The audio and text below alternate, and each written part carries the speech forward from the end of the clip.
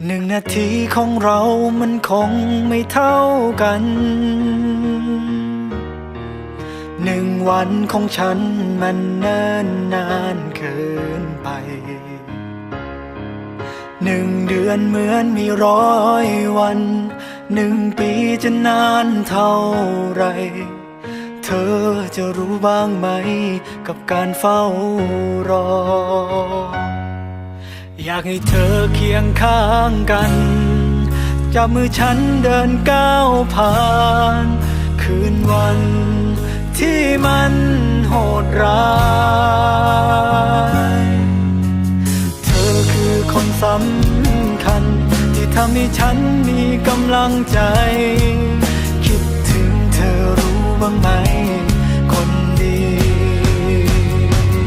ฝากความคิดถึงไปกับสายลมช่วยพัดพาช่วยบอกเธอว่าฉันเหงาแทบจะขาดใจคิดถึงเธอเหลือเกินไม่อยากเดินลำพังต่อไปอยากให้เธอเคียงข้างกายผ่านคืนวันที่เหงาใจไปด้วยกัน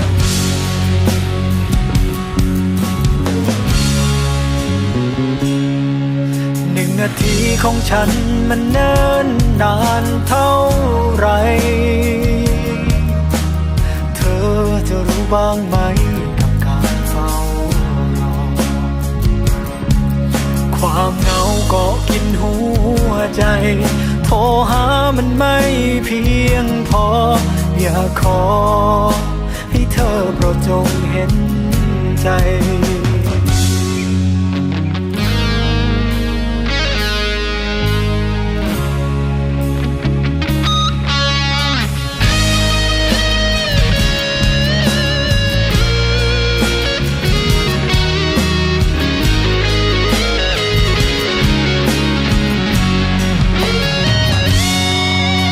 ให้เธอเคียงข้างกันจับมือฉันเดินก้าวผ่านคืนวันที่มันโหดร้ายเธอคือคนสำคัญที่ทำให้ฉันมีกำลังใจคิดถึงเธอรู้บ้างไหมคนดีฝากความคิดถึงไปกับสายลมช่วยพัดพา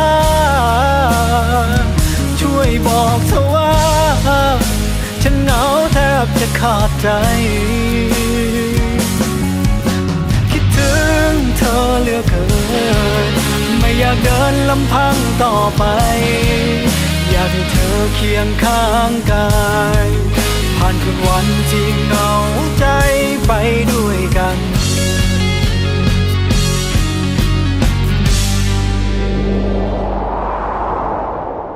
ฝากความคิดถึงไปกับสายลมช่วยพัดพา